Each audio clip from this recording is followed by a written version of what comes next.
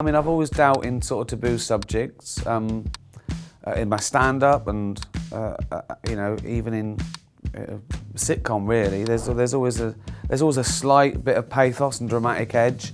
So I suppose I have notched it up a little bit. And everything I've done is sort of mildly existential. You know, even The Office was about becoming 40 and are you in the right job, and then Derek was about the end of your life. And but I suppose I've sort of got more brutal, but only because this man has lost everything. You know, on the face of it, there's nothing to laugh about. You know, he loses the love of his life, and he's in the second stage of grief. He's angry, and he wants to punish the world, and he sort of treats it like a superpower. That he thinks, I can, okay, if I'm going to live. He nearly commits suicide, but the dog's hungry, and that gives him long enough to think, right, okay, well, I'm going to carry on for as long as I want and do what I want, and then I can always fall back on. And he thinks that it makes him invincible, but it doesn't work like that. He's trying to be a psychopath so he doesn't feel pain anymore. But it's not that easy. Tony doesn't need to mind his P's and Q's anymore. He feels there's nothing in it for him except say what's on my mind, hurt them back. And some of his targets aren't justified. I don't think it's right to call a 10-year-old a cunt. But Tony's not thinking straight. No spoilers, but the scene where I'm not allowed to buy the children's meal, that happened to me in real life. I said, can I have the fish fingers and beans? She went, no, it's the children's meal. I went, oh, okay. In real life, I went, okay, so now I can perfect that. Now I can put things right in fiction. I think people think that when you do something like taboo or they're swearing or you're dealing with a sensitive issue and you're doing anything with it, people go, oh, some people will find that offensive. Yeah, they will. Yeah. Best not put it on telly. Why? They're talking about it in their homes. They're talking like that on building sites and on buses. Why are we policing what people can handle? They don't have to watch it, you know. So I think as an artist, my only duty is to be honest, and I think that's where it screws up a little bit. It's because people want to do this, you know. They want to go somewhat, really dramatic and uncompromised and with comedy. And then they start thinking, oh, but what if everyone doesn't like it? I better water it down. That's when it gets offensive. When you've watered it down, that's offensive to me. Something that's anodyne. We're grown-ups. So we know that we can say what we want, you know. We've got that right. So we should use it. They're also they're good. Swear words are good. I think it's nonsense. I hear it a lot. Oh, anyone can get a laugh from swearing, and the first thing I think is, okay, go on, go out on Wembley Arena, just swear. See how funny that is.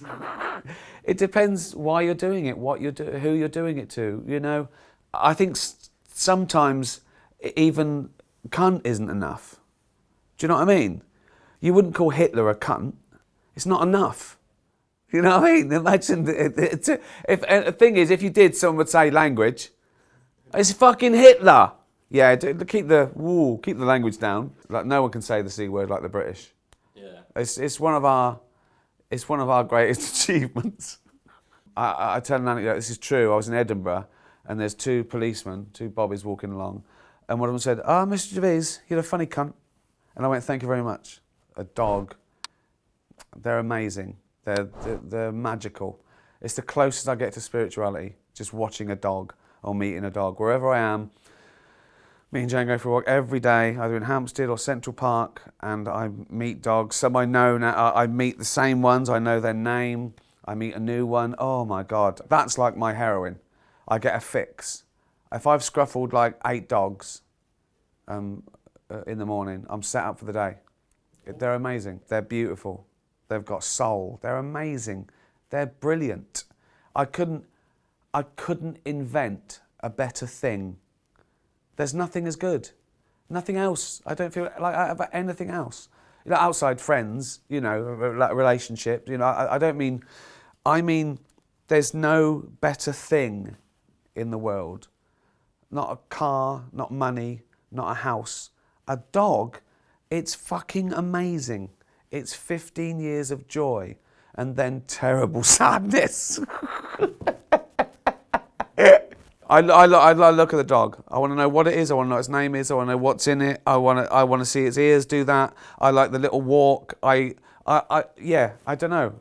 I'm like a toddler in a toy shop. There's loads of dogs. The last dog is the best dog I've ever seen.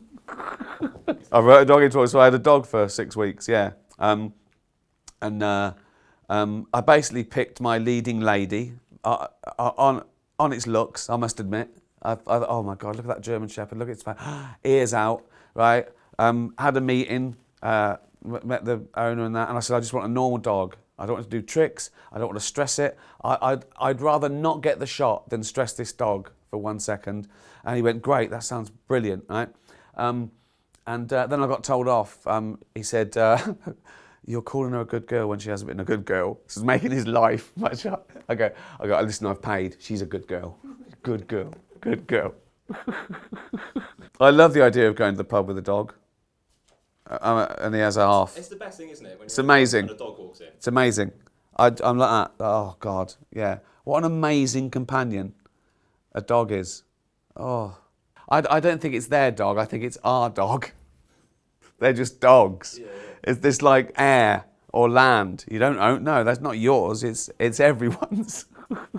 It's sad that we have to die and know it. I mean, that's. I think.